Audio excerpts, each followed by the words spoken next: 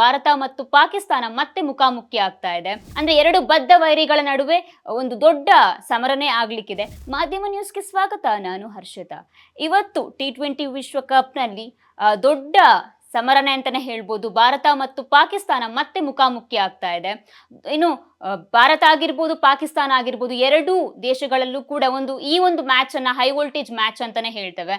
ಅಂದ್ರೆ ಎರಡು ಬದ್ಧ ವೈರಿಗಳ ನಡುವೆ ಒಂದು ದೊಡ್ಡ ಸಮರನೆ ಆಗ್ಲಿಕ್ಕಿದೆ. ಹಾಗಾದ್ರೆ ಈ ಒಂದು ಮ್ಯಾಚ್ ನ ಗೆಲ್ಲೋರು ಯಾರು ಅನ್ನೋ ಒಂದು ಕುತೂಹಲ ಕೂಡ ಬಹಳ ಇದೆ.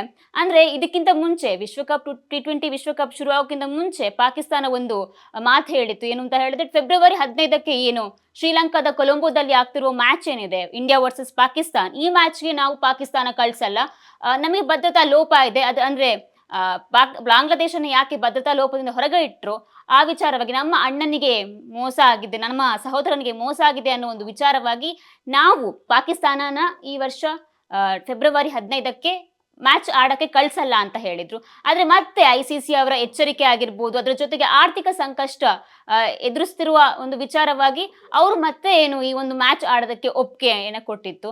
ಇವತ್ತು ಈ ಒಂದು ಹೈ ವೋಲ್ಟೇಜ್ ಮ್ಯಾಚ್ ಏನಿದೆ ಶ್ರೀಲಂಕಾದ ಕೊಲಂಬೋದಲ್ಲಿ ನಡೀತಾ ಇದೆ.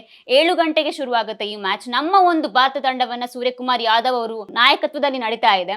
ಸೊ ಇದ್ರ ಜೊತೆಗೆ ಏನು ಅಂತ ಹೇಳಿದ್ರೆ, ನಮ್ಮ ಈ ಒಂದು T20 ವಿಶ್ವಕಪ್ ಪಂದ್ಯ ಏನಿದೆ, ಇದರಲ್ಲಿ ಪಾಕಿಸ್ತಾನ ಮತ್ತು ಇಂಡಿಯಾ 8 ಬಾರಿ ಮುಖಾಮುಖಿ ಆಗಿದೆ. ಅದರಲ್ಲಿ 7 ಬಾರಿ ಕೂಡ ಭಾರತನೇ ವಿನ್ ಆಗಿದೆ.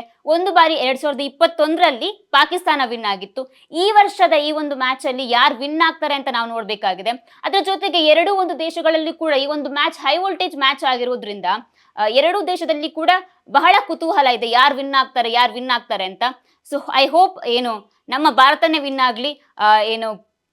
ಇಷ್ಟು ವರ್ಷದ ನಮ್ಮ ಒಂದು ದೊಡ್ಡ ಮುಖಾಮುಖಿಗೆ ಇವತ್ತು ಕೂಡ ನಾವೇ ವಿನ್ ಆಗ್ಲಿ ಅಂತ ನಾವು ಆಶಿಸ್ತೀವಿ. ಇದಾಗಿತ್ತು ಈ ಹೊತ್ತಿನ ವಿಶೇಷ. ಇನ್ನೂ ಹೆಚ್ಚಿನ ಮಾಹಿತಿಗಾಗಿ ನೋಡ್ತಾ ಇರಿ ಮಾಧ್ಯಮ ನ್ಯೂಸ್.